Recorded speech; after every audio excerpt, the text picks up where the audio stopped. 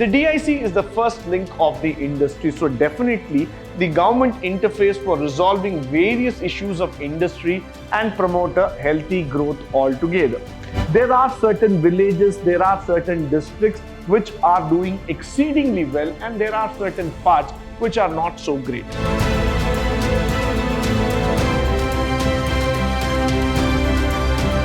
Good morning and welcome to the session 3 in EDP, where we are going to speak about the most important factor called as the non-financial institutional support.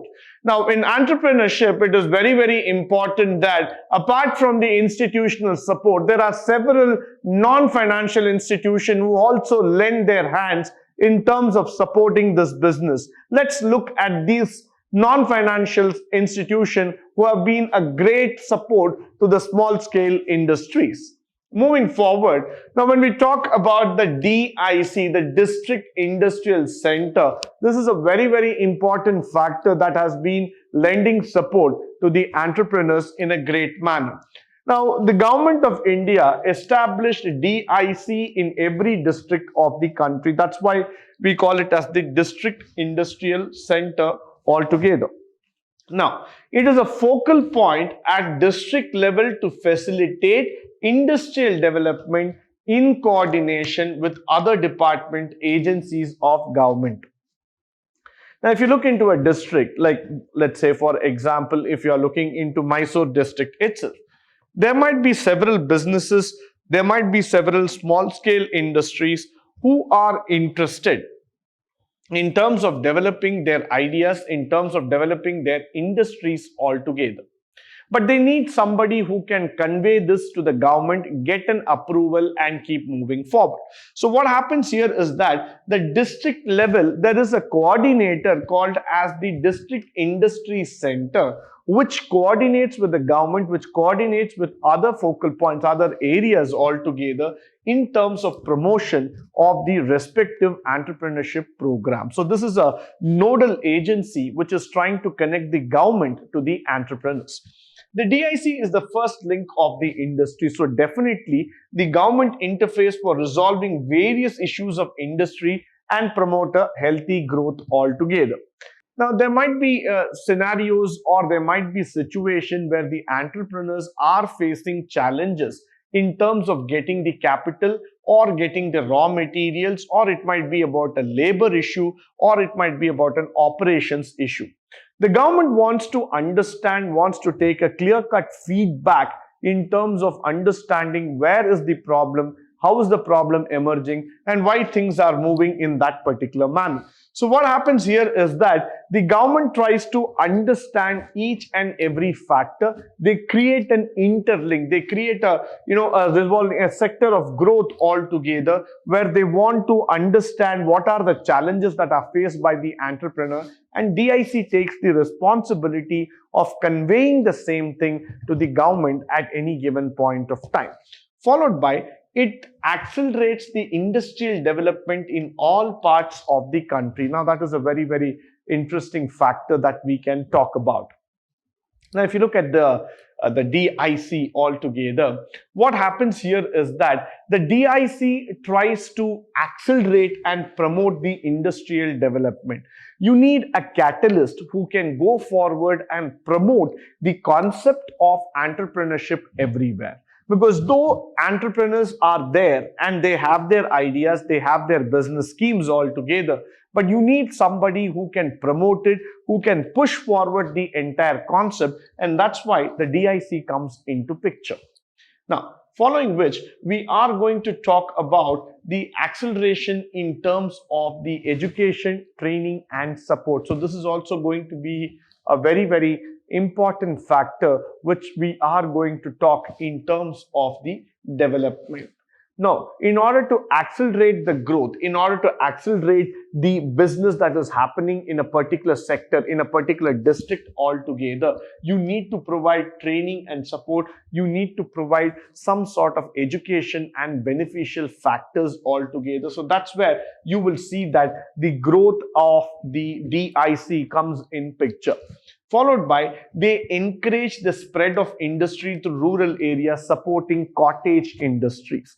If you happen to go to places like Madikeri, Kodaikanal, Ooty, or if you happen to see small villages and towns across Tamil Nadu and Karnataka, there are many cottage industries which involve in agro processing or in matchbox making, or they might be involved in some types of bamboo industry. All these kind of industries require regular training and support. They require a regular aid in terms of promoting the business, promoting the industry altogether. So that is where the encouragement is coming in from the DIC, the District Industry Center altogether.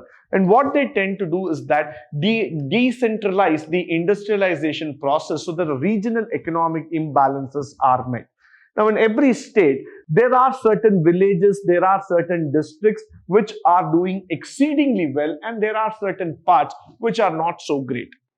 If you take our own state of Karnataka, the southern part of Karnataka, known as the Dakshina Karnataka, and the central part of Karnataka have their own developmental axis. They are doing extremely well because of the IT sector, because of the other factors that are coming all together. But at the same time, there are other sectors, there are other places in Karnataka where you will see that, especially in the Uttar Karnataka, if you happen to go, there's not much of access, there's not much of development altogether. So the DIC comes in forward and they try to solve the regional imbalances. They try to go forward and tell people what exactly can be done in the long run so that you will be able to get a balance everywhere in terms of growth, in terms of the process. The next thing is that they also help in implementing various government schemes in every district to encourage entrepreneurship. Government might have come up with various schemes, plans, and they try to tell across to different people. But then you need a person who can bring those ideas and convey it to the people. What happens is that most of the time the information is not passed on to the people, and that is one of the reasons why entrepreneurs are not able to get what they exactly want. So in that context, in that scenario, definitely it becomes important for all of us to understand the need for entrepreneurship, the need for growth altogether, and every time you need the district industry center to come forward and encourage altogether. Now, it also minimizes the time required to get the statutory permission like license, registration, and other factors. Though you are interested in starting up a business, though you are interested in moving forward with the growing economy, but there are a lot of legalities, formalities, and documentation that comes in all together, which needs to be clarified, which needs to be promoted, which needs to be taken care of. And that's where the DIC comes forward and they help you to solve problems like documentation, registration, and financial assistance altogether. Followed by the role of DIC, it is, as I have told you, it is a nodal agency spread to the industrialization factors all across the region. Their job is to spread the industrialization factor. They prepare the profile of the industry. They help in collecting the statistical data everywhere. That's a very, very important process, which I would like to say. And the DIC will also prepare the list of products and services that can be produced in the district. So that is also a very, very important factor.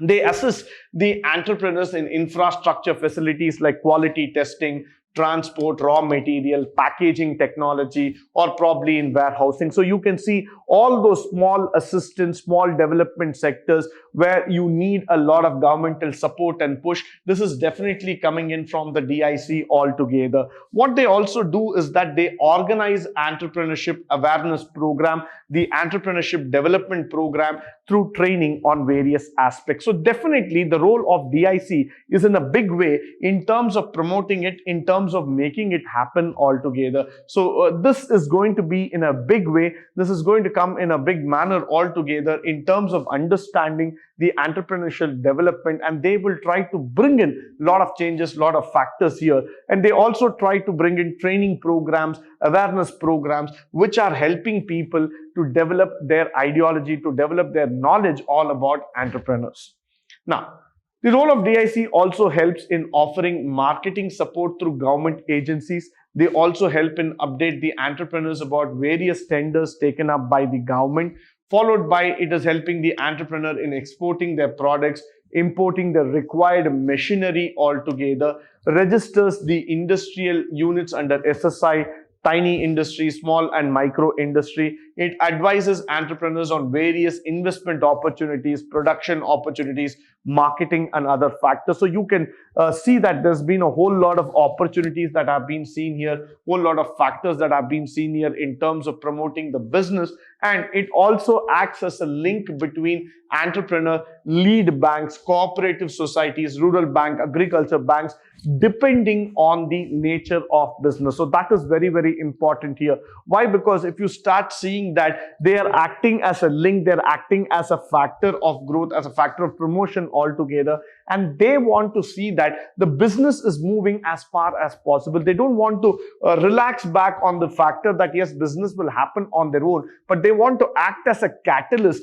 trying to prove that yes, they can promote the industry, they can take the industry to the next level as far as possible, and try to build various platforms for those young entrepreneurs who can come forward and deliver the business. Now, if you see that, when you talk about raw materials, machineries, technology, and all those exposure factors, the DIC has got a lot of contacts, a lot of links with the government, so they are able to provide the entrepreneur the necessary support at any given point of time. Now, the other factor, what I would like to talk about is the Small Scale Industry Services Institute, which is in short form called as the SISI, what we call it together. This was established by the government of India to help the small scale sector, obviously a very, very focused sector. We have 28 SISI institutes all over India, and 30 branches have been set up in the various capitals across the country. Now, what they primarily do is assistance or consultancy for the prospective entrepreneurs. I have a business plan, but I'm not able to put it forward. I'm not able to think forward. So I need a person who can make the entire presentation more attractive, more valuable, and the proposal to look as neat as possible. So which means I need a professional help in terms of preparing my slides, in terms of preparing my documentation, and presenting it before the concerned governmental agency. So in that case, in that need, what happens here is that we try to bring in the consulting perspective of SISI. Now, what they try to do is that they try to assist and guide the entrepreneurs in various aspects, like opportunities existing in market, how to start the business, how to produce the required capital. So primarily, they give me the idea how to go forward, go live altogether, and start a business and promote yourself. Probably the other thing is that the assistance of consultancy rendered to the existing units, which is working out really well, the guidance and assistance that has been provided from time to time on various issues like the raw materials, procurement, technology adoption, quality of marketing issues, and all those factors. So what is happening here is that they are also trying to help us in terms of guiding the project, taking it forward, telling them what is the need, how is the procurement going on, and how is the marketing getting connected, how you need to promote yourself, where are all the new opportunities that are available to you. Now, moving forward, they also help you in the preparation of state economic and industrial profile. They collect the data, publish various information about economic and industrial growth, seminars, training programs. They also help you in the preparation and updation in terms of the district industrial service, which is a very, very important factor. They conduct a lot of surveys in the emerging business opportunities that are coming in, which will help the entrepreneur to know what exactly that needs to be done in terms of promotion, in terms of growth altogether. They also help you in doing something called as project profiling altogether. So starting with various issues like the demand for product and services, the marketing, financial issue, expected growth rate in demand. All these things have been done through your research and analysis, which help the entrepreneurs to decide about their business. So this is really a very, very interesting process, which I would like to say, which has been done by most of these people in terms of promoting it and in terms of taking it forward. Now, the other factor is that they also take up entrepreneurship development program through which they create awareness. They also help to motivate and build the skills and build the business of their own. It converts the ordinary person, the takers, the innovators all together, in the employers and the leaders also, in terms of promoting the business, in terms of getting it done, in terms of telling the people how the business is getting developed, how we can take it forward, and what are the skills that are being required in terms of building up your business. And when you start seeing this factor, most of the entrepreneurs would love to get this kind of training, because that will tell them all the micro fine points that are needed in terms of the theoretical knowledge for running the business. They also give you a very important factor called as the production index. Now, it is a measure of monthly performance of various industry, as in the volume output. It collects the data and services from this industry. It gives you a quality control and upgradation factor. So if you can see here, the SISI is coming up in such a way that they are promoting all kind of industrial aspect, all kind of growth aspects that are trying to help the entrepreneur to know what is happening upfront in the industry. They are not going to let down the entrepreneur in terms of data or in terms of any quality program. They rather work in tandem with the entrepreneurs to make them understand about the quality aspects of business, how it is working in, what are all the needs for it, and how we need to bring the awareness all together.